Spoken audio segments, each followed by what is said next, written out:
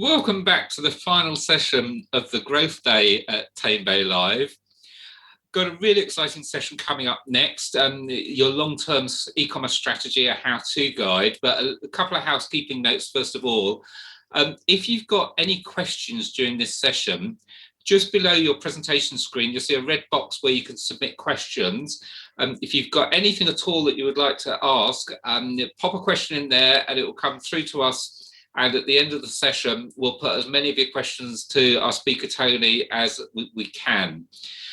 Also, as this is the last session of the day, the platform will remain open for an hour to allow for additional networking.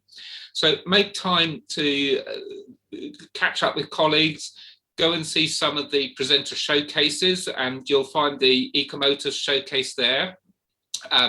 Where you can download some additional information and make contact with any of the presenters and the companies they represent if you'd like to find out more about them. So I'm thrilled to introduce Tony today. Tony Kyberg is Head of Platforms for ECOMMERCE and CEO of ECOMMERCE. With over 30 years experience in senior customer-centric roles, many overseas, Tony joined Cheltenham-based ECOMMERCE as COO at the beginning of 2020 and became CEO at the beginning of 2021. And he divides his time between Volo, a US-based freestyle solutions of which he's president, and another established company in the group. And he's also co-founder of ECOMMERCE. And exciting today, Tony's going to be presenting the results of a survey of Tamebay readers. So much of what you're going to hear is perhaps what you yourselves have told us. So a huge welcome, Tony. Thank you, Chris. Good afternoon, everyone.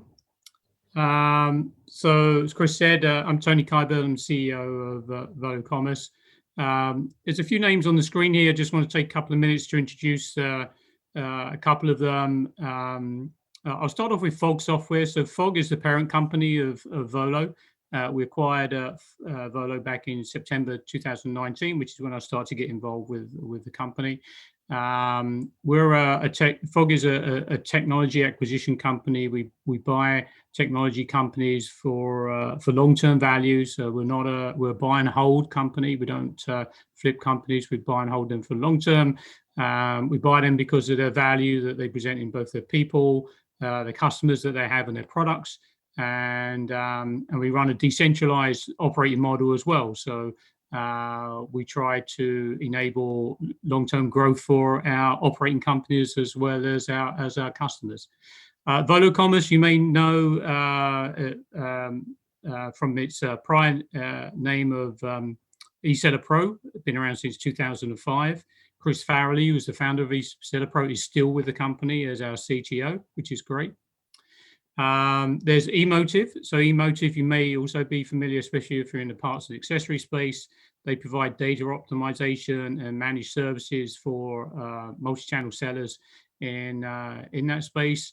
And then we've partnered with them strategically to establish a joint venture called ECOMMERCE, which is a full service offering providing both technology and services, primarily in the parts and accessory space, but we're obviously open to talking to other categories if required.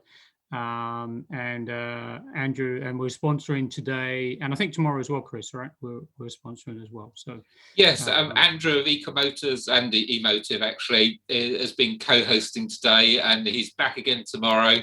So as I say, if you want to find out more, get yourself over to the showcase, and you'll be able to find out everything about the companies there. Great. And as you can see, the photo that I have up there is my pre-COVID photo. So I'll be getting my hair cut shortly to match that. So what are we going to talk about today? So the agenda really is, we've been running a survey for the last few weeks, trying to capture some feedback from the market on the kind of experience with growth over the last 12 months or so, which has obviously been an interesting period for everyone.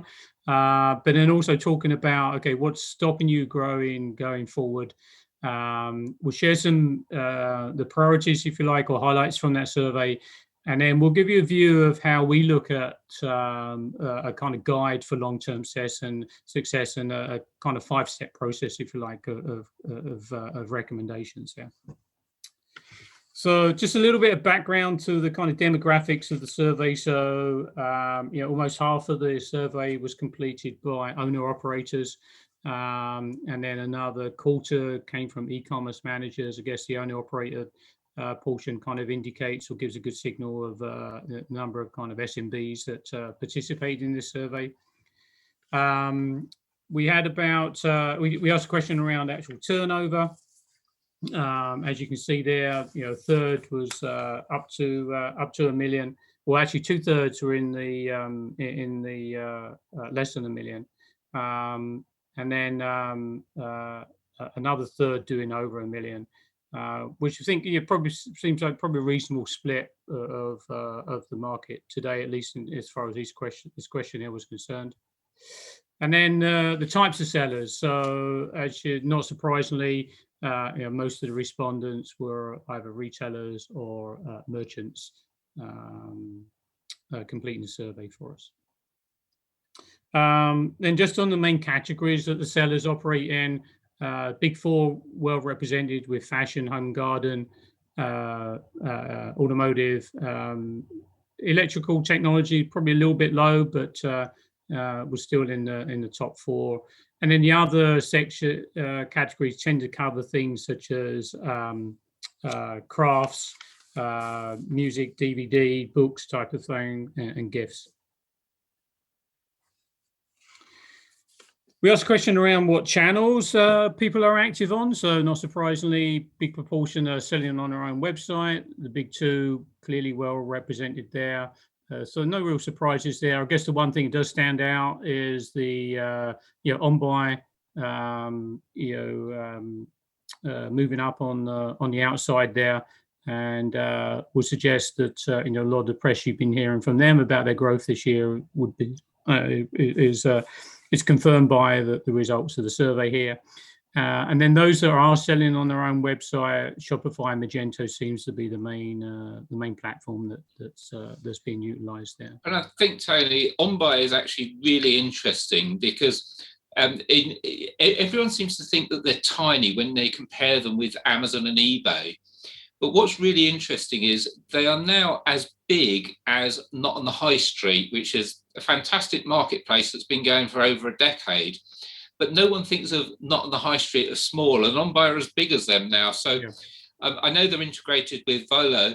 So if you've not looked at on-buy, then it's definitely a channel that over a quarter of your competitors are using. So maybe it's time to give them a look. Yeah, absolutely.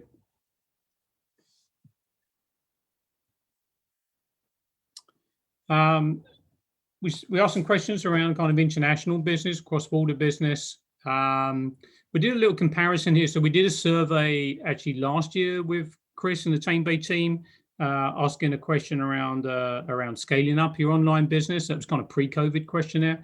At that point, I think we had about 35% of respondents were doing less than 10%. So you can see that cross-border activity has, not surprisingly, I guess, with Brexit and teething issues there,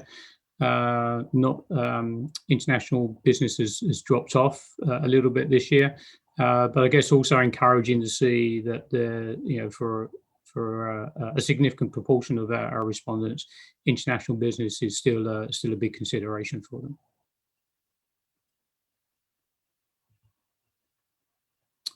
We like this question. It was a little bit of just trying to get an insight into 2020, and I don't think there's necessarily any surprises here.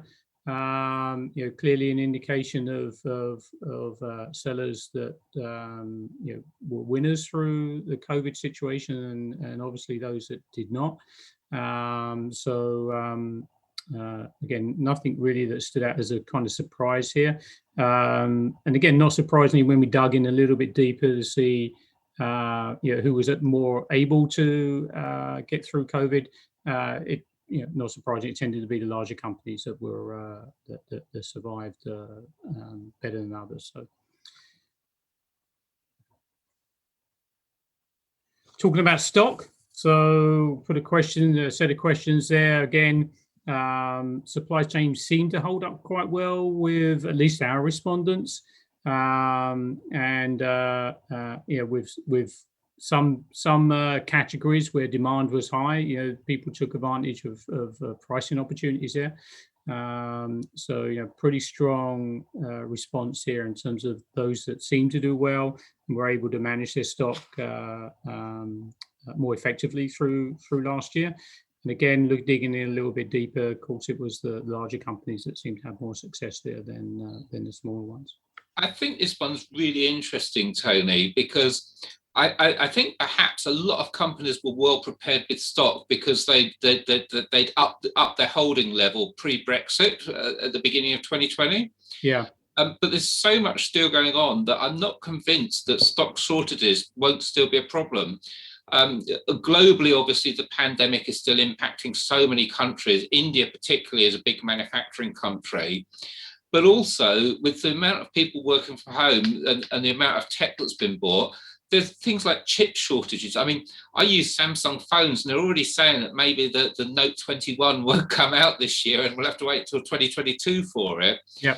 I think globally, we're still maybe at the beginning, and where people had ramped up their stock holding prior to Brexit, that may have carried them through. But I think this is still one that companies should be watching and potentially being prepared for shortage in the future. And then things like the Suez Canal that just slowed everything up. I'm waiting for some double glazed windows, and believe it or not, the plastic extrusions got hold up with the Suez Canal. So there are still challenges going on. So just because your stock is okay at the moment, I wouldn't put a tick in the box and say that you're safe forever. I would keep a close eye on it and look at your forward procurement, especially in the run up to Q4. Yeah, I agree. I think there's there's a question we have later about kind of supply relationships and merchants trying to sellers recognizing that they need to develop those, if you like, and probably in the context of having more options from a supplier point of view. I'm facing the same thing here. I'm getting a wooden hot tub that I've been told is 10 months lead time, and that's from Canada. So and you think they have a ton of wood, right? So I think it's worth pointing out, Tony, when you say you're ordering it from Canada, you're not actually in the UK, are you? No, I think actually I know that you mentioned it earlier, but yes, I'm based in the US, but I split my time between when I'm allowed between the UK and US. So, but yeah, my main home here. So that was it on stock. I say we got another question, kind of similar thing around suppliers later on. So I think your theme there, Chris, will be reflected there. So we flipped over to kind of asking questions around systems and use of systems. And this question was really to try and understand the difference between companies out there that are using systems to streamline and kind of be optimized from an operating point of view versus those that seem to still be struggling or haven't really made.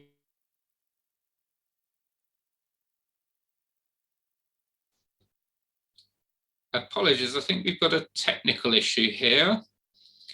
I'm sure Tony will be back in a minute, but in the meantime, I think this slide is very, very interesting. The number of people that just use websites or marketplaces to manage their back office systems is pretty interesting. Sorry, guys, I think I dropped for a second there. Yes, you did. Okay. Excuse me, let me... Okay, all right, I'm back. I was just talking about the number of people that don't use a yes. Yeah, and that was the way we kind of... Just wait for Gail, because I think she's playing a video.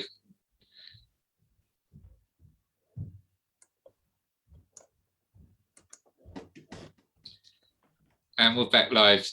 Just share your screen, Tony. So I think it's really interesting, the number of people that rely on a website or their marketplace to manage their business. And I guess if you're only selling on eBay, for example, that you may be able to manage all of your business on eBay if you use eBay for keeping track of your stock, etc. But if you're selling on 2 or 3 marketplaces and your website, I think it's a bigger challenge for managing a business. Yes, can you hear me okay, Chris? Yeah, I can hear you fine. Thanks, Tony. And screen jump. And I think for those that are relying on a marketplace or a website to manage their system, I think the more complex your business is and the bigger it grows, you've only got to have a couple of returns or something you add back into stock and don't keep track of, etc. And suddenly you're managing your business on the marketplaces or on the back end of a website perhaps isn't quite as robust as it would have been. Yeah, I think that was our kind of main takeaway from this, right? It was surprising to see so many companies or so many businesses working within the utilities that are available in the individual sales channels, if you like, which are fine, right? There's nothing wrong with that. But once you start to get beyond like 2 or 3 different sales channels, that's a lot of manual effort to kind of keep that all coordinated, keep the data synchronized, tracking your inventory across each of those channels. And I think here, when you see the rest of the results here, the good thing is there's a good proportion of sellers that are using some form of technology, which is great. And I think that makes them more capable. There's a question here that's come up about being agile across different marketplaces. And I think the use of technology supports that, being agile and creating that agility and the kind of efficiencies that come with that, being able to sell and manage your listings and your inventory across those multiple channels. We were kind of surprised to see at such a high percentage that are still trying to do it through the individual channels, and I'm sure that they face a number of challenges there. And I think that's reflected in a question that we asked later about some of the challenges to growth. And you'll see, one of the things that comes up there is manual processes, obviously.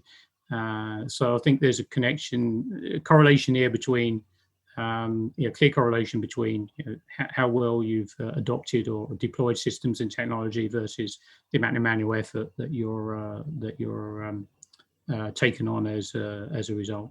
Yeah, and I think the other thing here is it does become more complex if you're a brand or a large retailer and the marketplace operations are just part of your business, because it's not just a sort of pen and pencil game keeping track of what you've got with your part of the business. It's then being able to transmit that information back to the larger operations and keeping it in check. And again, if, for instance, you're running an outlet as part of a larger retailer, if you haven't got operations that or solutions that join your systems together, when they give you the end of season stock, are you going to start all from scratch entering it one by one, or can you just transfer that information and upload it straight to the marketplace and keep track of the stock that way? Yeah. So I think it does become ever more essential that the bigger you get and the more complex your business gets. Yeah, and we have a number of our larger customers that will integrate the platform into their other ERP systems exactly for that kind of visibility, right? So creating some visibility of sales and inventory to other parts of the business that might be related to what they're trying to do in some way or another. But clearly, the use of technology as it relates to selling on multiple channels is kind of a must if you're going to be successful at that, and you're going to be optimized from just the day-to-day management of your listings and the data that's required to be managed across all those different channels. Because as we know, they all have their own data requirements, and you have to manage that on a daily basis for every single listing.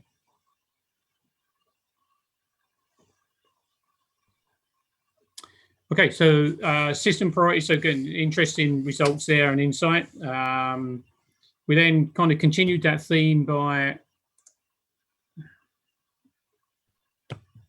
Okay. Hopefully that went forward. We continued that theme by asking around kind of what parts of the business do you monitor on a regular basis.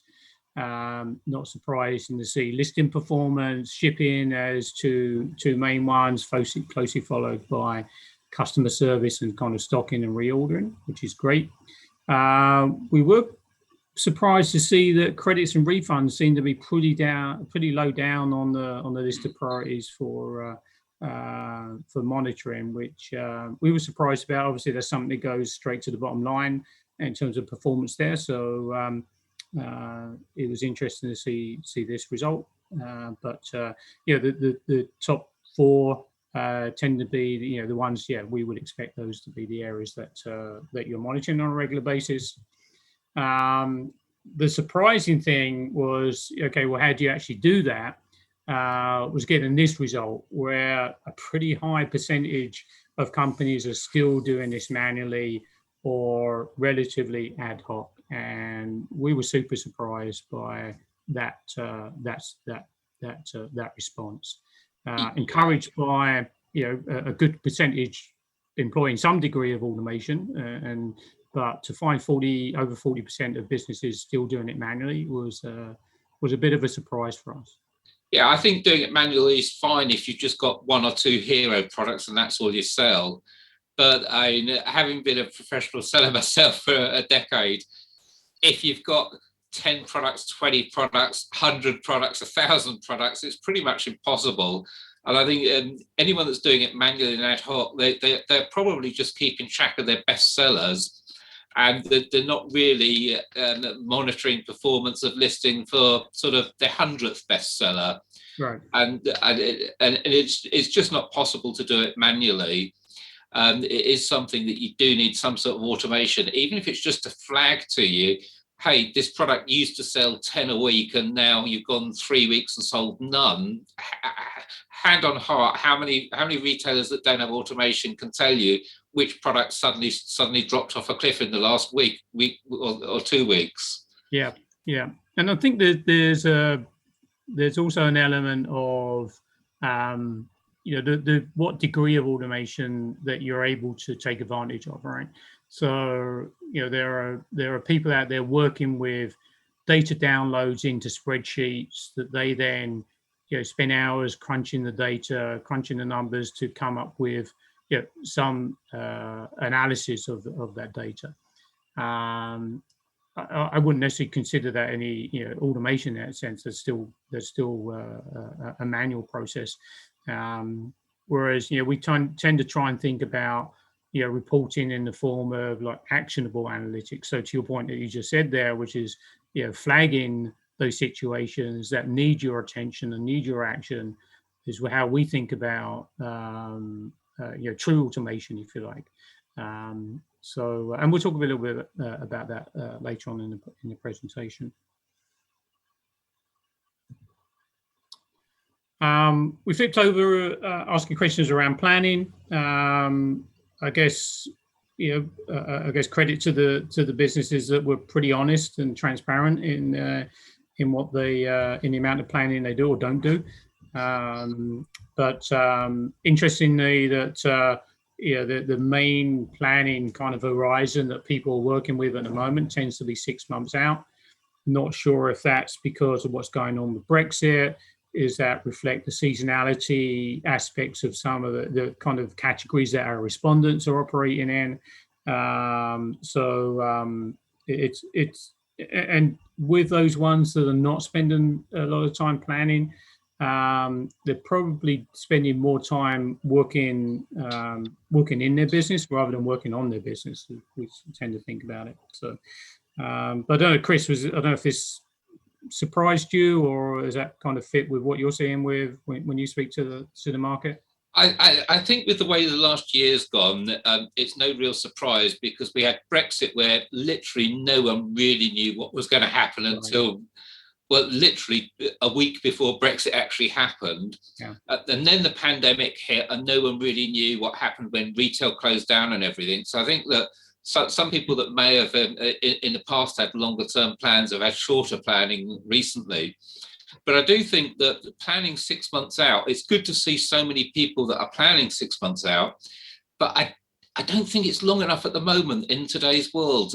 Talking about things like we mentioned, the supply chain and the ongoing pandemic, people should already be planning for Christmas, which is over 6 months away. And if you're not planning for Christmas already, then I think it's time to do so. I think you need a little bit longer. And the more uncertainty there is in the world, I know it's really difficult to plan, because who knew when the shops were going to open? And hey, the pubs have opened again this week, thank God for that. But we didn't know for certain they were going to open. It does make planning difficult, but I think you've got to have a long-term strategy that is longer than just a couple of months into the future. Yeah. Okay, good.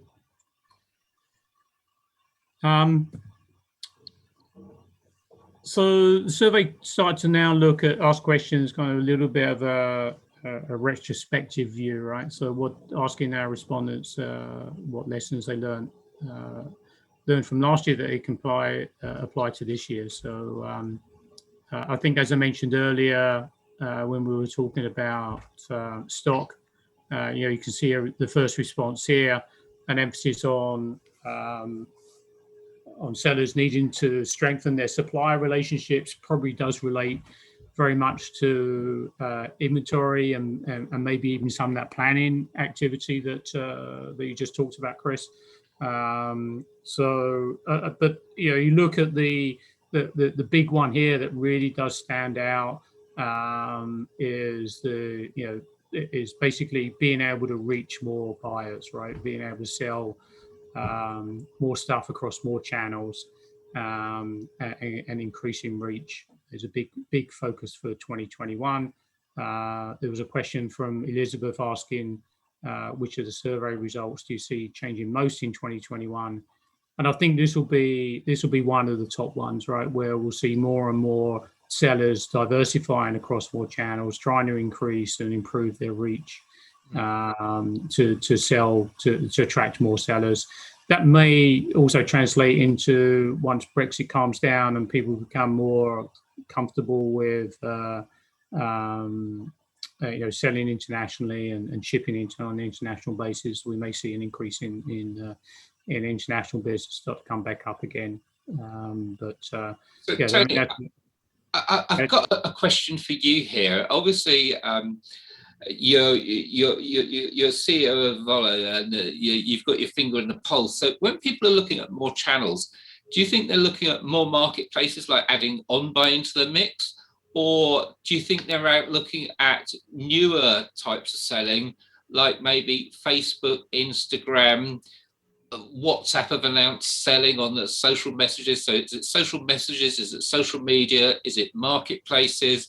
Is it things like Google shopping campaigns, where I know it's a lot more, Google shopping in the States is a lot more advanced than they're offering for the UK and Europe currently.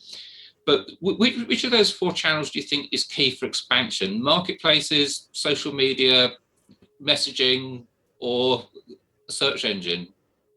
Yeah, I think to be honest, it's going to be a combination of all of those. I mean, today there's a big emphasis on marketplaces, right? So you saw there earlier on with the growth in OnBuy, for instance.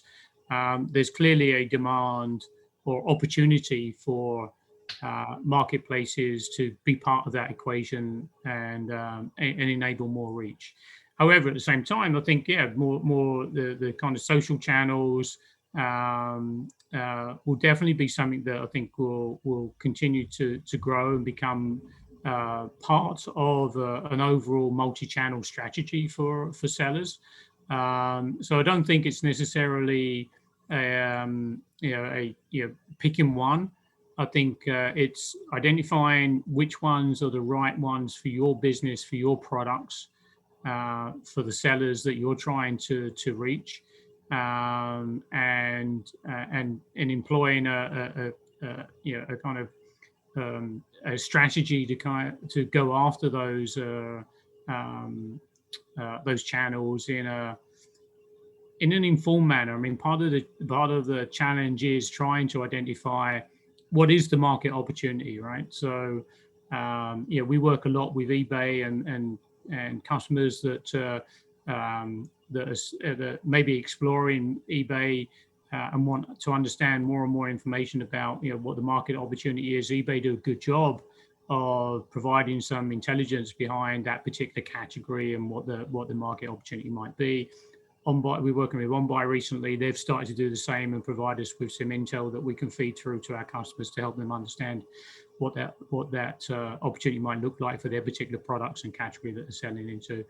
I think we need more of that kind of intel from the other channels to create confidence for the sellers to go into to adopt those particular channels. I'm not sure there's enough intelligence or data that would help a merchant or a retailer to understand and really truly understand what the opportunity is in those spaces.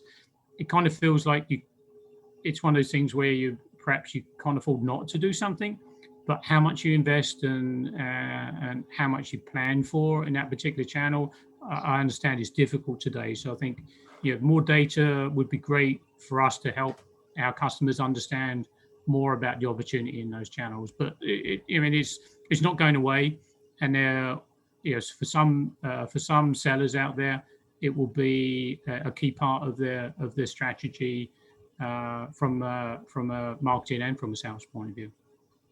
I think what I find really interesting about this slide is that so many the online sellers say they want to diversify, and again, over a third say they need better visibility into how the business is performing. Right. And this kind of flies in the face of how much monitoring do you have? Not very much. How much planning do you do? Not very much. And it's a big danger, I think, into jumping on a whole load of new channels and ordering in stock maybe to support those channels without actually having visibility into how the business is performing and how to actually maximize that stock and maximize those channels. And I think there's a danger that people could just be making a small problem into a big problem, and they may have a level of success, but I think they may be so much more successful if they got their planning and strategy right. And that is going to involve automation. Yeah, I think, and there's probably, I imagine there are people on the conference today that have experienced that for themselves, right? They've identified a channel that that they thought would be a winner for them. They've tried it and it didn't work. And I think in the absence of any real intelligence or data around what the opportunity might be, I think almost testing those channels in a controlled way where you don't overcommit.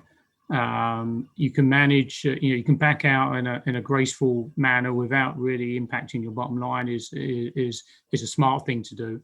But then also, obviously, if it is a success, you've got to be able to ramp up pretty quickly and not and avoid losing out on an opportunity. So there is a real balance there. As I said, I think the more and more information and data that we can provide for sellers to understand what the opportunity is on those channels and how they can maximize that in their particular category, I think is going to be important. I'm hoping more of that data becomes available so we can all be smarter and make smarter decisions. But your point about the second point here, the visibility into business performance, as you say, it's interesting how that reflects to some of the earlier comments that we had around those that are trying to do that manually today. We thought this was really interesting to hear how people are reflecting on what they've learned and what they want to apply in terms of lessons going forward.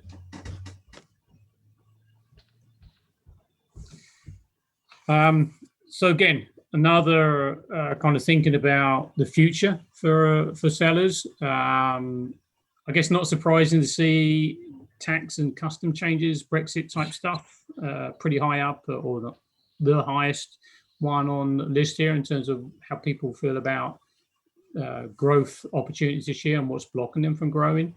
You jump down to, not surprisingly, given all the other responses that we saw, manual processes being a significant blocker to growth. And I guess the surprise to, as I think about it, is there are a lot of technology options and solutions out there today. And this response here suggests, that that there's still a lot of opportunity out there for people to automate a lot of their processes. So we were, I guess, not surprised to see manual processes on the list. But as I said earlier, considering what the number of technology solutions that are out there, there are opportunities for people to take. You can't really control the first blocker. I mean, that's out of your hands, but you can control, how much manual processes you employ across your business today. I've got a question on this, Tony. I'm guessing if you're a very small business that you might be kind of forced to do everything manually, but as you grow, it does get harder and harder. How big do you have to be to get some sort of automation in? What sort of scale do you need to be to make automation not just become more and more important, but become practical from a cost perspective, from an implementation perspective? Is it by the number of orders, or should I be looking at my financials and what my turnover is? Is it the number of SKUs I'm handling? What's the first thing that should be jumping up and saying, hey, you need to automate this? There's probably there's not a single answer to that, because it does a lot depend on what type of products are you selling, who are your buyers, what's your what are your inventory levels like, what's your supplier inventory availability, and so there's a number of different factors to consider there. I think there are certain parts to the overall process which are kind of ripe for automation and optimization. So they're trying to maximize, and I'm sure everyone's doing this today, right? They're trying to think of ways to optimize the fulfillment side of things, right? Spend less time on picking and packing and shipping products and orders, and trying to make sure that they're optimized there, getting stuff shipped as quickly as possible in an optimal manner. And there are plenty of technology options that help you to achieve that. Some of the other areas around automation that are a little bit more challenging and come to this question of, kind of scale, if you like, or size of operation, would be on the areas of kind of business intelligence and kind of insight into how well you're performing as a business and where your opportunities are to improve. I think that, in that sense, a lot depends on your business plans, right? I'm assuming the audience today is listening to, they're turned up today because they want to know about growth, right? So your mindset and your business plans are about growing. So the thing there to think about is, okay, if your blockers to growth are manual processes, what are your technology options to ease those? And maybe there are service options, actually. It's not always about technology. There are third-party service companies out there as well, which could relieve some of that pressure or provide you with a cost-effective way of operating your business. So it's kind of your growth plans in terms of, are you looking to grow a volume of business, or are you looking to optimize your bottom line within your existing volumes? And where understanding where the opportunities are to improve on any one of those areas. We talk about it at the end of the presentation in terms of a kind of 5-step process. But one of the first things is, getting an audit, right? Getting someone to come in and really giving you an honest review of your business, where the good things are, where the warts are, and making recommendations around, in conjunction with what your overall business plan is. But getting that audit done and give you a third-party review of where those opportunities are to improve. I think from you kind of trying to position it in terms of what size of business. Again, for me, it's what are your growth plans, right? If you're £1 million business today and you want to be 5 million in over the next 2 or 3 years, you're probably going to have to deploy a degree of technology to help you to grow to that extent. If you've got more modest ambitions from a growth point of view, then maybe you could scale that investment over the course of the next 2 or 3 years. But I think there's, it kind of relates to how aggressive you want to be with your growth plans, and what you're prepared to invest in up front to facilitate or help manage that growth. Fantastic. Focus for the future. So again, I don't think if you've been listening to the whole of the presentation, I don't think there's any surprises here, right? So people want opportunity to sell across more channels. They want access to more products, obviously more customers. So again, I think the priorities or focus for sellers going forward and for long-term growth are supported by the results that we presented in this presentation. So again, I don't think there's any surprises here or any conflicting priorities, if you like. Yeah, I don't think that again, it's great to see that people are thinking about their opportunities to sell across more channels. We think that's a key tactic to deploy, a key strategy to deploy from a growth point of view. So just kind of summarizing up what we got about 10 minutes left. So summarizing up what kind of pulled from the survey. And again, I won't necessarily talk through the whole slide here, but the whole idea across multi-channel and being able to sell across multiple channels more effectively, or have access to more channels that allow them to increase their reach. The whole context of business intelligence, right? So, being able to understand how my business is performing, where it's going well, more importantly, where it's not going so well, and what I can do about that. And this whole concept for us of actionable analytics, right? Not just giving you a bunch of data that you have to then spend hours trawling through, but setting up that kind of business rules, that business logic, so that the data already tells you where the areas are that you need to go off and action and pay attention to. Obviously, we're still trying to work through what's going on with Brexit and tax and custom changes. Hopefully, over time, that will calm down. People will become more familiar, more comfortable with those processes and the requirements there. And that will lead hopefully to kind of uptick, if you like, in international business. We talked about automation a lot, and pretty key one there in terms of growth opportunities. And then we're back on the channels and products again. So again, I think these are the right priorities for sellers to think about as they consider their growth plans. I think that's, in terms of the actual survey itself, I think that's the kind of where we landed. I don't know if there's any other questions. I've tried to answer some as we've gone through the presentation. No, I think we've addressed it. I think what everyone's waiting for is the plan for future growth. Okay.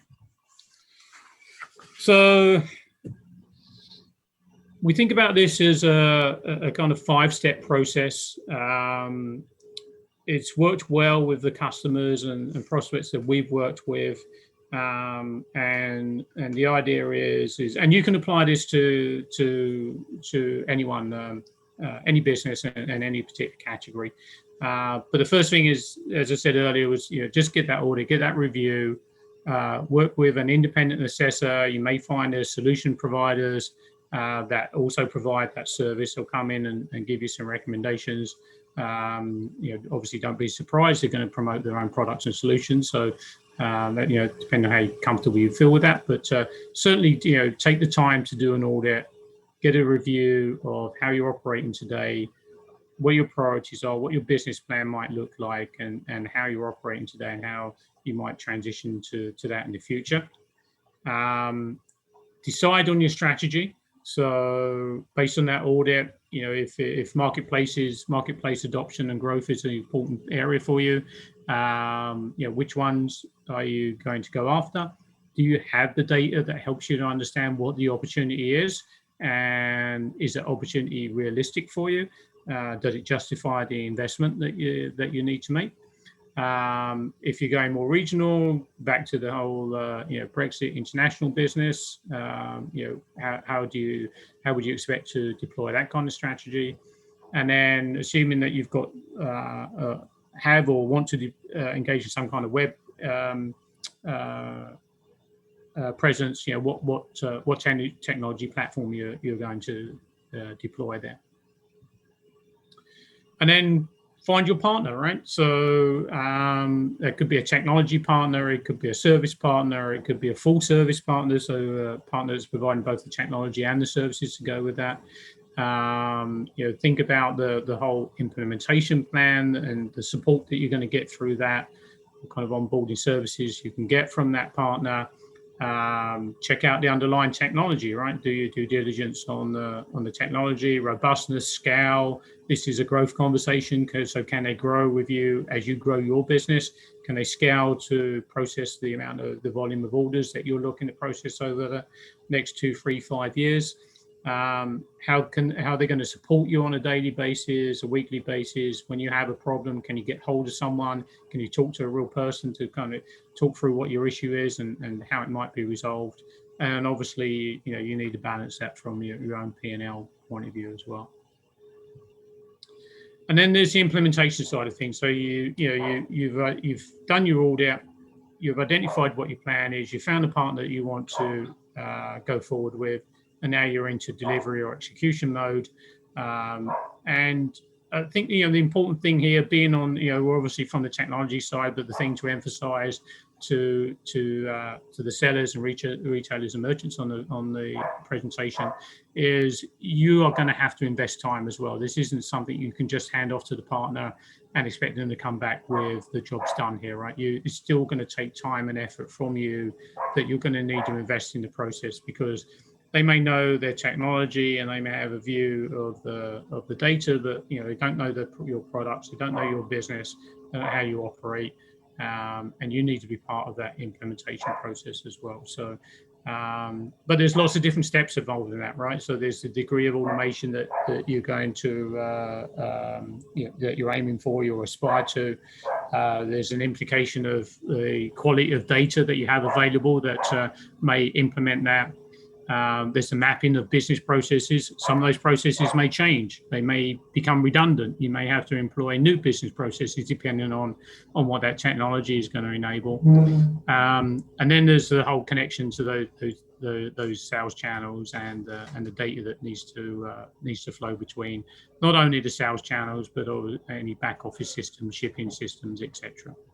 And then finally that reporting insight, which kind of leads us to this whole idea of kind of the launch, measure, rinse and repeat, right? So you've got this strategy in place, you're deploying and you're executing that implementation. You're going to be learning stuff as you go through that.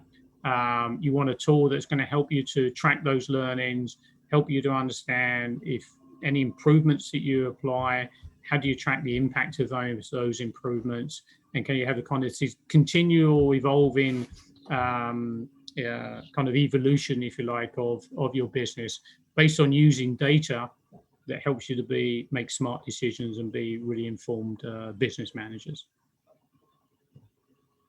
A couple of takeaways before we wrap up. I'll leave them up on the screen as we finish here. But there's a white paper out there on the Volo website talking about long-term marketplace strategies and web stores. And then also on the ECOMMERCE site, if you're in the parts and accessories space, there's a nice white paper there that you can download that help you thinking about how you might scale up your business in the aftermarket space.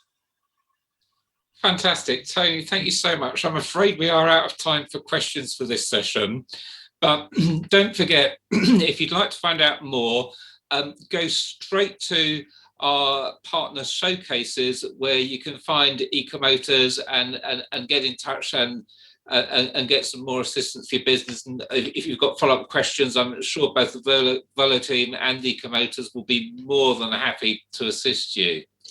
So this is a wrap for Growth Day on Tamebay Live. We'll be back tomorrow for what we're calling Brand Day.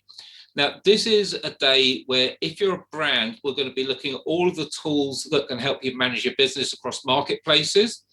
But if you're a merchant, you may be growing your own brand or have a white label brand, and we'll also be looking for you for tools and services for you on how you can actually maximize on that investment you're making in building your own brand, and how you can actually grow to be a much bigger brand on marketplaces and make that move from being a merchant selling other people's products to being a brand or a retailer selling your own products. So come back tomorrow morning. We'll be back here from 9:45. The networking area on the Totem platform will remain open for the next hour. So if you want to catch up with Tony or Andrew from ECOMMERCE, I'm sure they'll be around. And if not, then you'll be able to visit their showcase tomorrow again if you've got to leave now. And so all it remains for me to do is to thank all of our presenting partners from today, and to thank ECOMMERCE for co-hosting today, and they'll be back tomorrow to co-host tomorrow as well. And finally, to thank our title sponsor, eBay, for making this entire event possible. So thank you to all presenting partners, co-hosts, and eBay. Have a good evening, and we look forward to welcoming you back on Tamebay. Platform opens at 8:45 and presentations start at 9:45 on Brand Day. Have a good evening.